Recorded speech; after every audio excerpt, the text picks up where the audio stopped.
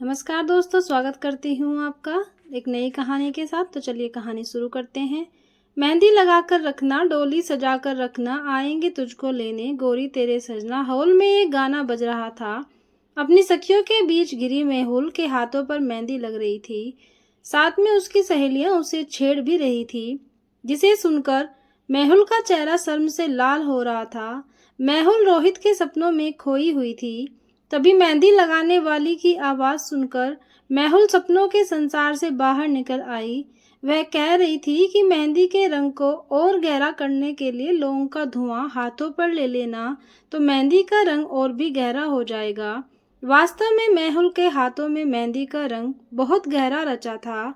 उसने अपनी सबसे प्यारी सहेली से कहकर अपने हाथों की मेहंदी की फोटो खिंचवाकर रोहित को भेज दी और साथ में मैसेज भेजा कि इसमें अपना नाम ढूंढकर दिखाओ। उधर से जवाब आया, क्या इन हाथों पर ही हमारा नाम लिखा है? मेरा नाम तो तुम्हारे रोम रोम पर लिखा है। मैसेज पढ़कर मेहुल स्वयं से ही शर्मा गई। दूसरे दिन नियत समय पर बारात दरवाजे पर आ गई। शादी की सभी रस्में पूरी हुई और विदाई की वेला आ गई। विदाई के समय मेहुल का रो रो के बुरा हाल था। उसकी यह दशा रोहित से देखी नहीं जा रही थी। मेहुल के माता पिता ने मेहुल का हाथ रोहित के हाथ में देकर कहा, बेटा, आज हम अपने जिगर के टुकड़े को तुम्हें सौंप रहे हैं। आज से यह तुम्हारी अमानत है। रोहित ने कहा, आप लोग चिंता ना करें, अब मेहुल की खुशियों का ध्यान मैं रखूंगा। आपको कभी शिकायत का मौका नहीं मिलेगा। जीते जी मेहुल के हाथों की मेहंदी का रंग फीका नहीं पड़ने दूंगा। यह सुनकर मेहुल के साथ साथ उसके माता पिता के चेहरों पर संतोष की मुस्कान आ गई। मेहुल अपने ससुराल में बहुत खुश थी। उसके सास ससुर मेहुल को बहुत प्यार करते थे और देवर भी अपनी भाभी का बहुत सम्मान करता था। मेहुल के चारों ओर खुशियां ही खुशियां थी। उसकी सास कहती, बहू, अभी तो तुम्हारे हाथों की मेहंदी भी नहीं छूटी है, इसलिए अभी तुम घर के कामों को हाथ न लगाना। काम तो जीवन भर करना है। अभी तो तुम सिर्फ सच सवर कर रहा करो, क्योंकि मेरे रोहित को तुम इसी रूप में अच्छी लगती हो। यह सुनकर वह अपनी सासू माँ से ही शर्मा कर लिपट जाती है। मेहुल को यह सब सपना लगता है। वह सोचती, क्या किसी का ससुराल इतना अच्छा होता है? वह अपने ससुराल में इतनी खुश थी कि वह अपने मायकों को भी भूल गई। देखते देखते 3 महीने कैसे बीत गए उसे पता ही नहीं चला। आज सुबह से ही उसके ससुराल में चहल पहल थी, क्योंकि आज रोहित का जन्मदिन था।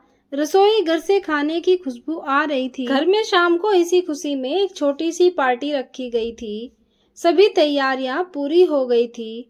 मेहुल ने आज भी अपने हाथों में मेहंदी लगवाई थी, क्योंकि मेहुल के मेहंदी रचे हाथ रोहित को बहुत पसंद थे। मेहुल की सास ने कहा, बहू, जाकर तैयार हो जाओ, मेहमानों के आने का समय हो गया है। मेहुल तैयार होने के लिए अपने कमरे में चली गई।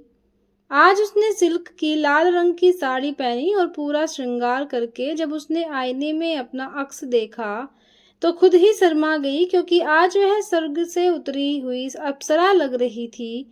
आंखों में काजल, होठों पर लिपस्टिक, सिंदूर से भरी हुई मांग, मेहंदी रचे हाथ, उसमें लाल कांच की चूड़ियां और सोने के कंगन। उसने आखिरी बार स्वयं को शीशे में देखा और कमरे से बाहर निकल आई। जब वह हॉल में दाखिल हुई तो सब उसे एकटक निहारते रह गए। तभी किसी ने उसकी सास से कहा, भाभी जी, कहीं आपकी बहू को किसी की नजर न लग जाए, इसकी नजर उतार दीजिएगा। यह सुनकर मेहुल शर्मा गई। उसे देखते हुए उसकी सास ने कहा, पार्टी के बाद में इसकी नजर उतार दूंगी। तभी किसी ने कहा, अरे भाई, जिसका जन्मदिन है वह कहीं दिखाई नहीं दे रहा। मेहुल के पिता ने कहा, अरे वह बाजार तक गया है मेहुल के लिए बालों में लगाने के लिए गजरा लेने। सभी मेहुल को देखकर मुस्कुराने लगे। मेहुल ने शर्माकर अपनी पलकें झुका ली। तभी मोहल्ले का एक लड़का भागता हुआ आया और बोला, अंकल जी, रोहित भैया का एक्सीडेंट हो गया है। यह सुनते ही वहां सब घबरा कर बाहर की ओर भागे।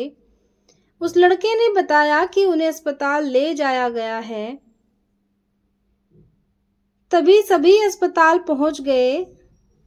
वहां उन्हें पता चला कि रोहित का ऑपरेशन हो रहा है, उसके सिर पर बहुत चोटें आई हैं। घर के सभी लोग सांस रोके भगवान से उसके जीवन के लिए प्रार्थना कर रहे थे।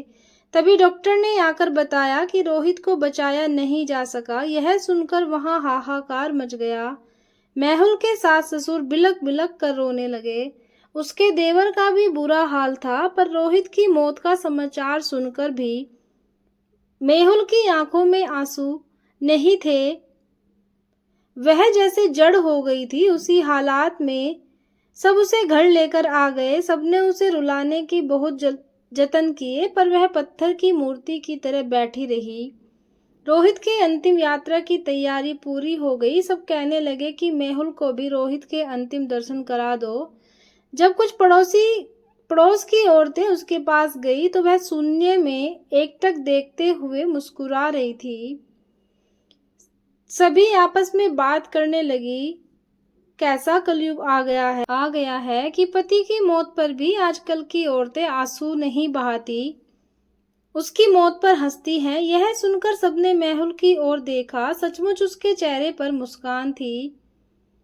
उसके घर वाले यह देखकर आश्चर्य में पड़ गए कि जो मेहुल रोहित के शरीर पर एक खरोच देखकर रोने लगती थी, आज वह रोहित की मौत पर हंस रही है। उन्हें यह देखकर विश्वास नहीं हुआ। तभी एक औरत ने नफरत से मेहुल के कंधे को पकड़ते हुए कहा कि पहले अपने पति का अंतिम दर्शन कर लो, फिर मुस्कुराना। पर यह क्या! उस औरत के छूते ही मेहुल का निर्जीव शरीर एक तरफ लुढ़क गया। यह दृश्य देखकर वहां पर उपस्थित सभी लोगों के मुंह से चीख निकल गई। आज मेहुल भी अपने रोहित के साथ अनंत यात्रा पर निकल गई थी। उसने आज यह साबित कर दिया था कि उसके मेहंदी रचे हाथों के साथ साथ उसके रोम रोम पर भी सिर्फ रोहित का ही नाम लिखा हुआ है।